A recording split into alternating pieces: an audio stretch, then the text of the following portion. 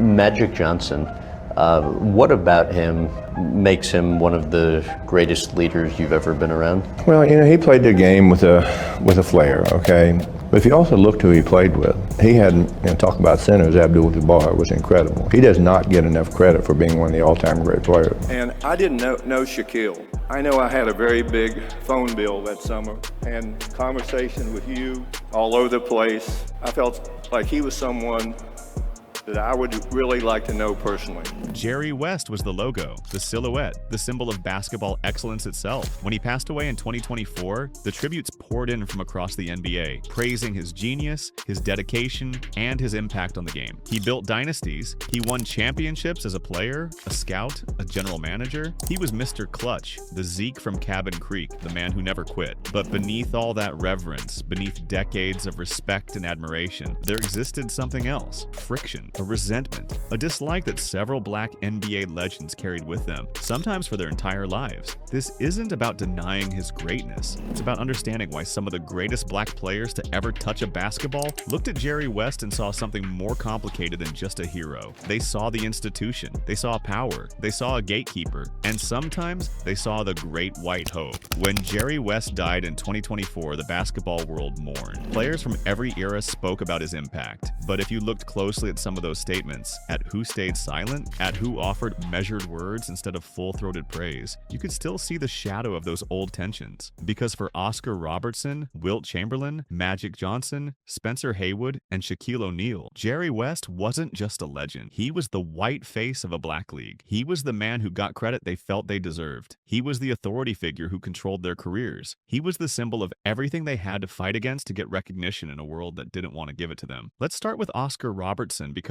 his frustration with Jerry West goes deeper than basketball. It goes into the architecture of how America told stories about black and white athletes in the 1960s. Robertson was the Big O, a revolutionary talent who averaged a triple-double for an entire season in 1962. He was doing things that wouldn't be replicated for over 50 years. He was leading the charge for player rights, filing the lawsuit that would eventually create free agency. He was battling segregation in Cincinnati, unable to stay in the same hotels as his white teammates. And through all of that, the media kept talking about Jerry West. Bill Russell once joked with West at an All-Star game, telling him he must realize he's the great white hope. Russell laughed. Robertson didn't, because Robertson understood what was happening. The term great white hope came from boxing, from the days when white America couldn't accept that Jack Johnson, a black man, was the best fighter in the world. They desperately searched for a white champion to reclaim the crown. By the time Robertson and West entered the NBA in 1960, that same anxiety had transferred to basketball. The league was becoming dominated by black players, and the media needed a white superstar they could celebrate without confronting uncomfortable truths about racial superiority. Jerry West fit perfectly. He was tragic, noble, clutch. He lost in the finals over and over again to the Celtics, but he lost beautifully. The media loved him for it. They called him intelligent, hard-working, fundamentally sound. These were coded words. When they praised West's intelligence, the unspoken message was that black players relied on natural ability instead of brains. Robertson saw this happening in real time, and it infuriated him. Before we go further, make sure you're subscribed to this channel, because we're diving deep into NBA history that doesn't get talked about enough. And drop a comment below telling me which of these stories surprised you the most. Did you know Jerry West opposed drafting Magic Johnson? Did you know about the murder plot involving Spencer Haywood? Let me know what shocked you. Look at the statistics. Robertson averaged more assists, more rebounds, better field goal percentage. He won an MVP award. West never won one, finishing second 4 times. Yet for decades, basketball historians ranked West higher. And then there's the 1969 Finals MVP award. West won it despite the Lakers losing to the Celtics in 7 games. He's the only player in NBA history to win Finals MVP on a losing team. To Robertson, this was proof of the double standard. When a black player lost, he was just a loser. When Jerry West lost, he was a martyr worthy of the highest individual honor. Robertson has explicitly called this media bias. While he was fighting segregation and changing the structure of the entire league through his lawsuit, West was being canonized in Los Angeles. Robertson's dislike wasn't personal. It was systemic. He viewed West as the primary beneficiary of a racist media apparatus that refused to fully celebrate black excellence. West's greatness, in Robertson's eyes, was subsidized by his whiteness. If Robertson's grievance was about media narratives, Wilt Chamberlain's was intensely personal. Wilt and Jerry West were teammates on the Lakers from 1968 to to 1973. They should have dominated the era. Instead, they won one championship and created a lifetime of resentment, almost entirely because of what happened on May 5th, 1969. Wilt and West were opposites. West was the tortured perfectionist who couldn't eat before games because of nerves, who fell into depression after losses. Wilt was the gregarious giant who refused to let basketball define his entire existence. West thought Wilt wasn't serious enough. Wilt thought West was weak for caring so much. Then came Game 7 of the 1969 Finals. The Lakers were hosting the Celtics. Owner Jack Kent Cooke was so confident the Lakers would win that he had thousands of balloons suspended in the rafters, ready to drop when they won. The Celtics saw those balloons during warm-ups and were enraged. Jerry West was horrified. In the fourth quarter, Wilt injured his knee grabbing a rebound and limped off the court. With about 5 minutes left and the Lakers trailing, Wilt signaled to coach Butch von Breda Kolff that he was ready to return. The coach refused. He told Wilt they were doing fine without him. The Lakers lost by 2 points. After the game, Bill Russell accused Wilt of copping out, of faking the injury because he feared losing. And crucially, Jerry West didn't defend his teammate. West had scored 42 points. He'd won Finals MVP despite the loss. In his raw emotion and frustration, he made comments implying he would have had to be carried out on a stretcher to leave a Game 7. Decades later, West admitted it was probably the dumbest thing he ever said in his life, but the damage was done. For Wilt, this was betrayal. West, the media darling, had thrown him to the wolves. The narrative was set forever. West was the hero who gave everything. Wilt was the physical marvel who lacked heart, who quit when it mattered. Wilt carried the quitter label for the rest of his life. He blamed the Lakers organization, and specifically Jerry West, for never correcting the record, for never explaining that the coach benched him, that he wanted to play. There was more to it. Wilt resented that when he arrived in Los Angeles, he was asked to fundamentally change his game, stop scoring, focus on defense and rebounding. Meanwhile, West and Elgin Baylor kept shooting as much as they wanted. Wilt saw this as a double standard, another example of a black player being asked to sacrifice while the white star maintained his freedom. West even dismissed some of Wilt's claims about his life outside basketball, like driving cross-country in a Ferrari in 24 hours, calling them lies. To Wilt, this was West's inability to accept a reality where a black man could be as large, as talented, and as free as Wilt was. Now let's talk about Magic Johnson, because this one involves betrayal before the relationship even started. In 1979, the Lakers had the #1 pick in the draft. The obvious choice was Magic Johnson, the charismatic point guard who just won a national championship at Michigan State. But Jerry West, serving as a scout and soon to be general manager, vehemently opposed drafting Magic. West lobbied ownership to draft Sidney Moncrief instead. West's reasoning was traditional and technical. He thought Magic was too tall to play point guard at 6'9". He viewed Moncrief as the superior defender and fundamental player. He was skeptical of Magic's fancy passing and showmanship, fearing it would lead to turnovers and unsound basketball. Magic eventually learned about West's opposition. While Magic is famously diplomatic, knowing the franchise icon didn't want him created a permanent chip on his shoulder. Magic represented everything West was uncomfortable with. The black style of basketball, improvisational, joyous, showtime. This clashed directly with West's blue-collar fundamentalist ethos. As West built the dynasty around Magic, that tension persisted. West hated the Showtime culture, the parties at the Forum Club, the celebrity entourage, the glitz. He viewed it as distraction. Magic, the face of that culture, thrived in it. West often watched games from the tunnel or left the arena entirely because of stress. West was objectively wrong in his assessment. Magic revolutionized basketball, but the fact that West fought so hard against that revolution positioned him as the conservative gatekeeper, trying to hold back the tide of modern black aesthetics in the game. This friction became public again in 2022 with the HBO series Winning Time. The show portrayed West as a volatile, rage-filled, trophy-throwing character. West was deeply offended and demanded a retraction and apology. But Magic Johnson remained largely silent about West's specific portrayal. While Magic dismissed the show generally, he didn't offer the full-throated defense of West's character that West expected. Reports indicate West felt betrayed by this silence. For West, who had spent his career building teams that made Magic a billionaire icon, this was a failure of loyalty. For Magic, it may have been a reflection of lingering distance, a reminder that while they were partners in success, they were never truly friends. Spencer Haywood's story is the darkest of all. Haywood was already controversial before joining the Lakers. He'd successfully sued the NBA and the Supreme Court to allow underclassmen to be drafted, marking him as a troublemaker. When he joined the Lakers for the 1979-80 season, he was battling severe cocaine addiction. During the 1980 finals against Philadelphia, Haywood's addiction reached crisis point. He fell asleep during team practice because of freebasing cocaine. The Lakers' reaction was swift. Coach Paul Westhead, with full backing from the front office led by Jerry West, suspended Haywood for the remainder of the series. Haywood was excommunicated from the team. As the Lakers won the championship with rookie Magic Johnson playing center in the clinching game, Haywood sat at home, humiliated and erased from the triumph. Consumed by paranoia, addiction, and rage, Haywood blamed the Lakers' brain trust for ruining his life. He perceived Jerry West as the enforcer who discarded him. This resentment spiraled into something horrifying. Haywood admitted in his autobiography that he contacted associates from Detroit with mob connections. The plan was to sabotage Coach Paul Westhead's car, causing him to drive off a cliff. While the specific target was Westhead, Haywood's hatred extended to West, whom he viewed as the architect of a culture that rejected him. West represented law and order in the NBA, a rigid structure with no patience for a black player struggling with trauma and addiction. Haywood's mother intervened with a phone call, sensing something was wrong, which snapped him out of the delusion before anything happened.